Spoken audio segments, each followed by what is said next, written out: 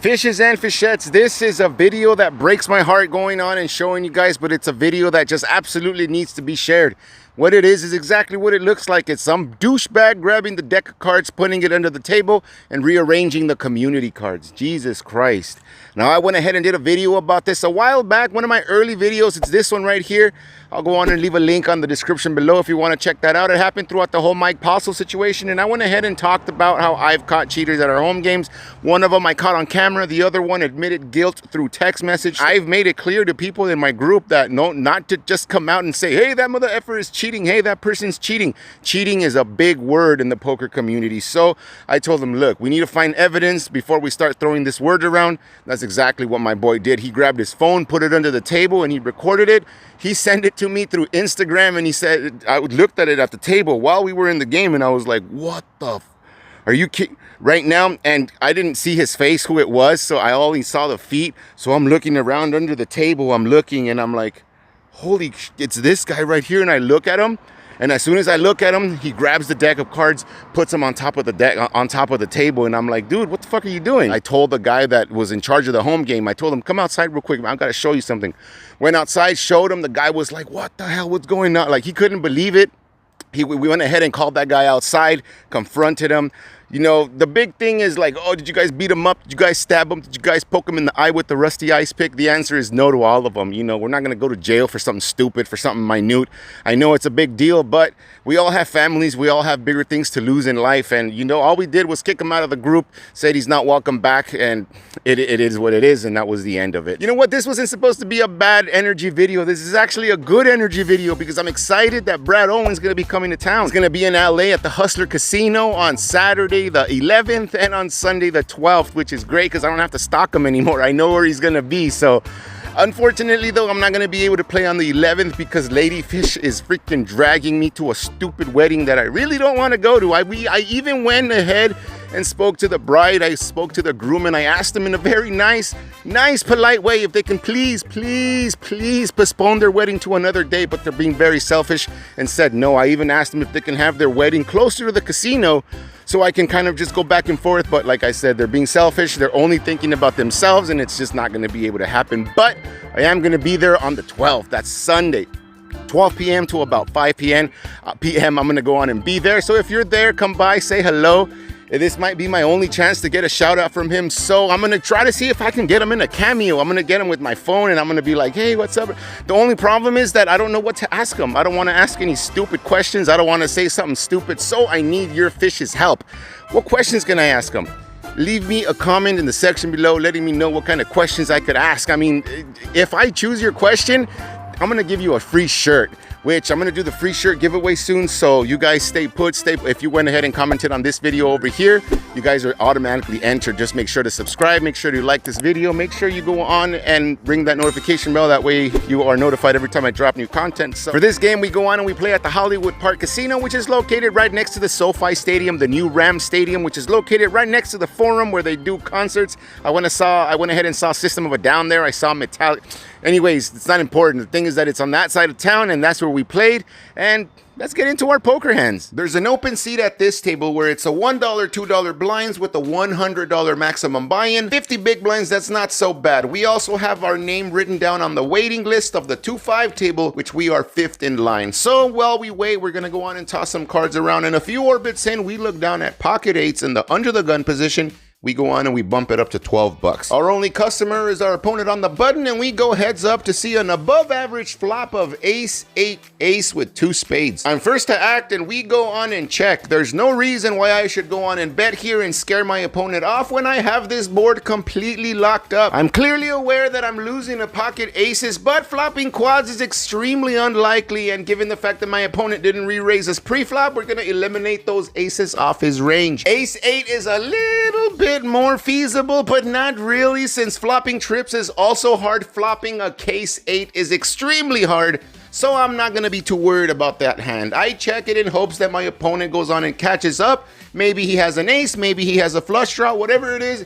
He checks and we go see a queen on the turn. I'm not gonna check this time around as I fire off a bet of 10 bucks. My opponent gladly calls those 10 bucks and we go heads up to see a 9 on the river. I assemble a bet of 25 bucks, which I slide into the middle, in which my opponent goes on and says, to which I reply, so I want you to call. Our opponent goes on and flicks one chip into the middle, indicating that he calls, and we quickly turn over our flopped full house. Of course, we're good, and we're not going to go on and ask to see our opponent's hand because, ladies and gentlemen, fishes and fishettes, it is bad etiquette to ask to see your opponent's hand when you are clearly the winner. I know there's an argument to be made that you want to go on and see your opponent's hands because you want to gather up information, and if that's the case, then I guess it's fine, but a lot of people do it just to be douches, and that, my friends, is not cool. Now we're on the small blind looking down at the Kobe Bryant hand. Yes, sir, the deuce 4. May you rest in peace, you black mamba. Anyways, we're on the small blind. Everybody at the table goes on and limps in, including myself, and we go 8 ways to a flop of 4-3-4 rainbow. I smash the crap out of this board, and given the fact that I'm out of position, I'm gonna go on and let people hang themselves. I go on and I check. Everybody checks except our opponent on the button, whose name is Ben. He's a vlog watcher. Shout out to Ben. He goes out and puts out a bet of 3 bucks. I'm not going anywhere, and neither is our opponent on the cutoff, who's getting an insanely good price to go on and float with whatever junk he has. We go 3 ways to see a queen on the turn. It's action on me, and as I'm thinking of what to do, Ben on the button, who fired those massive $3, he goes on and he checks. The only problem with that check is that it's not his turn. I'm gonna go on and take advantage of the situation and lead out for 15 bucks. Our opponent on the cutoff calls. Ben gets out of the way and we go heads up to see a 10 of clubs on the river. I fire off a bet of 25 bucks, to which our non-believer friend on the cutoff decides to call. We show our trip 4s and we are good. We scoop a nice iced pot and we're feeling freaking great. Now we're on the button looking down at Jack 9 suited. Our opponent under the gun has put out a $4 straddle, to which our opponent in the +1 goes on and calls, and it gets back around to me, and I go on and I bump it up to 16 bucks. Everybody folds except our opponent in the +1, who decides to shove all in. Now, I've been in this exact situation with this exact gentleman before, where he goes on and he calls the straddle. It was action on me. I had king queen at the time. I bumped it up, and when it came action to him, he shoved for about 100 and something bucks. I had to let go of that hand because 100 bucks was just way too much. Now we're in the exact same situation. The only difference is that he only now has $40. It's $24 to me to win a pot of about 70 bucks.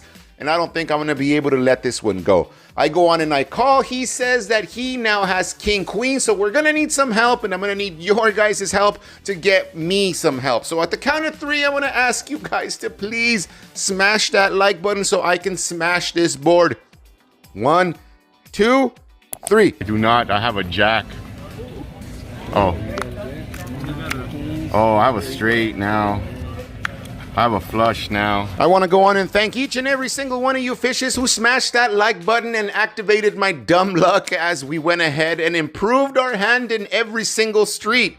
Hell freaking yeah, we went ahead and take this pot down and we're feeling freaking great. Now we're looking down at ace jack offsuit in middle position, and our opponent under the gun has made it 10 bucks. It's action now on us, and we go on and we 3-bet that mother effer to 25 bucks, and our opponent in the small blind ain't having none of this Kool-Aid and goes all in for $34. Our opponent under the gun, who made it 10 bucks, is a little confused as to what action I can take if he makes the call, and he goes on and he asks the dealer, so if I call, he can't raise again, right? Now this question obviously screams weakness, as my opponent is uncomfortable with the situation. He makes the call. I only could make the $9 call, and we go 3 ways to a flop of king 7-5 rainbow. Our opponent under the gun checks. I'm gonna go on and check back. There's a guy that's already all in. There's a dry side pot. I didn't hit this flop, and there's just no reason for me to try to take a stab at it. The turn brings in a 10, and my opponent goes on and checks. Even though I've been upgraded to a gut shot, I check back, and we go on and see another 5 on the river. My opponent checks. I go on and I check back, and the opponent who shoved all in turns over ace king for top pair top kicker, and he's gonna go on and take this one down.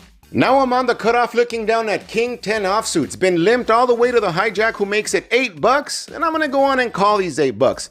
Sure, I could have raised it here, but I've been raising all freaking night, and it's time to balance off a little bit of that aggression. Now, I might have chosen the wrong time to balance off this aggression, because I let 6 people into the hand, and now we're going 8 ways to a flop of king jack 6, 2 clubs. Not a bad flop for us as we go on and flop top pair with a decent kicker, and our opponent in the hijack decides to continue his aggression by firing off a bet of 10 bucks. I make the call, our opponent in the button calls, and with about 20 bucks in the middle, we go 3 ways to see a 3 of spades on the turn. Our original aggressor on the hijack, who is now out of position for the rest of this hand, decides to slow down and check. Maybe he's on a draw, maybe he's trapping, but we're gonna go on and put some pressure in this as we fire off a milky bet of 30 bucks. The button gets out of the way, our opponent in the hijack decides to make the call, which is a bit concerning because we go on and we see an 8 of clubs on the river. Front door flush gets there and my opponent goes on and checks. I'm gonna go on and give this one up. I check back and I proudly turn over my king. He proudly turns over a better king. Our opponent in the hijack, whose name is Ben, shout out to him again. He goes on and he takes this one down.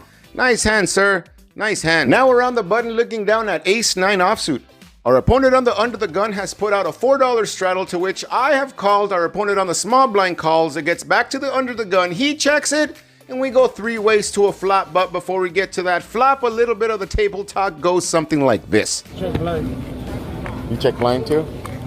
You know what? We all check blind. That's right, both of my opponents go on and check blind, and once it gets back around to me, I'm not going to be the only fish that's not going to be invited to the party, so I go on and I check blind as well. We quickly realized what a stupid mistake that was because there's an ace on the flop, and now we're going to have to go 3 ways to a 7 on the turn. Our opponent on the small blind checks, our opponent under the gun throws out a stupid bet of 5 bucks, to which we go on and repop it to 20. We've missed value on the flop. We're not going to miss no more value, and our opponent on the small blind decides to make the call. Our opponent under the gun, who put those $5 out there, he lets it go.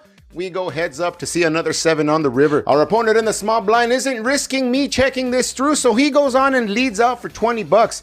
I'm getting almost 4-1 on a call, and I'm holding a pretty damn decent full house. There's a small chance my opponent has a 7, and if my opponent has an ace, we're just gonna chop. So what am I really beating here? A jack? Yeah, well, I decided just to call. I'm not going to raise this. And what a call, because my opponent, whose name is Edwin, shout out to Edwin. This guy never skips leg day because he goes on and he shows us his quads. 8-7 completely dominates us, and if there's something to be learned about this hand is that first off, limping is stupid, especially when there's only 2 players in the hand, and just don't check in the dark, especially if it's going to be short-handed, because if you're going to just check it in the dark, might as well just chop the pot pre-flop because the rake is so stupid that it's not even worth playing. Now I'm on the button looking down at king-queen offsuit. Our opponent under the gun limps, under the gun 1 limps, middle position opponent limps, and I'm gonna go on and punish these filthy, disgusting limpers. I go on and I make it 20 bucks. Apparently though, that wasn't enough because all the players who limped in have decided that they're pot committed and they're gonna go on and go along for the ride. 3 players call and we go 4 ways to a flop of 8-6 king rainbow. It checks around to me and I go on and assemble a wager to the tune of 25 bucks, to which our opponent under the gun calls. Our opponent under the gun +1 decides to rip it for $70. What a situation to be in. It's not a good one, but I am getting 4-1 on a call. I have top pair with a pretty damn decent kicker, and the only problem with this is that I have 1 more player left to act. I'm super behind if my opponent has a set, which is usually how a set is played. Calling a $20 pre-flop bet after he limps indefinitely puts 6s or 8s in his range. After thinking about it for what I think was a complete eternity, I decide to make the call in hopes that my opponent left to act doesn't do anything stupid. Thankfully he doesn't, as he just flats the call and we go heads up to see a deuce on the turn. My opponent checks, I check as there's no side pot, and we go heads up to see a 5 of diamonds on the river. Our opponent under the gun checks 1 last time and I go on and check as well and sheepishly show my king, which of course my king is no good, as my opponent in the under the gun +1, who shoved proudly, turns over 8-6. 8-6? Really? Holy smokes, $20 pre-flop bet with 8-6 out of position? I mean, is this even legal? I mean, I call over the floor man and I ask him if this kind of donkiness is allowed in this establishment. Floor. He called a really big pre-flop bet with a really bad hand. I don't know if that's okay here at the casino. Now we're on the cutoff looking down at 9-5 suited. The under the gun player has straddled, the hijack has called, and I'm on the cutoff and I'm gonna go on and I make the call. The small blind and big blind both call, then we go 5 ways to a flop of 9-9-6. Our opponent on the small blind wastes no time in putting 17 of his remaining soldiers into the middle, to which our opponent in the hijack goes on and calls. This is a great spot for me, and if you've never flopped such a monster like this and there's people putting butt tons of money into the pot, it feels something like this. Donald, you're looking at this. I'm touching your boobs. I make the smooth call in hopes that my opponent in the hijack goes on and puts out the remainder 30 bucks in his stack in the middle in any given street, and he doesn't disappoint as he goes on and does exactly that when we hit a deuce on the turn. I snap call and we go on and see an 8 on the river. We go on and we show our 9s and we are good. Hell freaking yeah, we're finally in the green. And not only that, we've been playing for a few hours and it's time to GTFO out of there.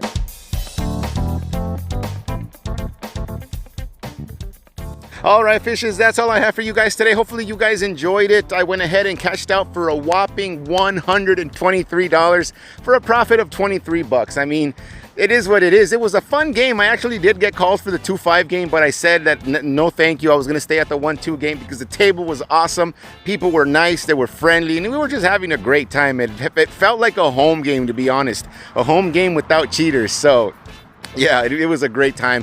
Shout out to everybody who was at the table. It was Ben, it was David, Edwin, and Jesus. No, Jorge. Yeah, there you go. Shout out to that guy. Shout out to all those guys. And yeah, that's all I have for you guys today. Hopefully you guys enjoyed it. Don't forget to click that thumbs up button. Don't forget to click that subscribe button, that notification bell. That way you're notified every time I drop new content. And I'll see you guys on the next one.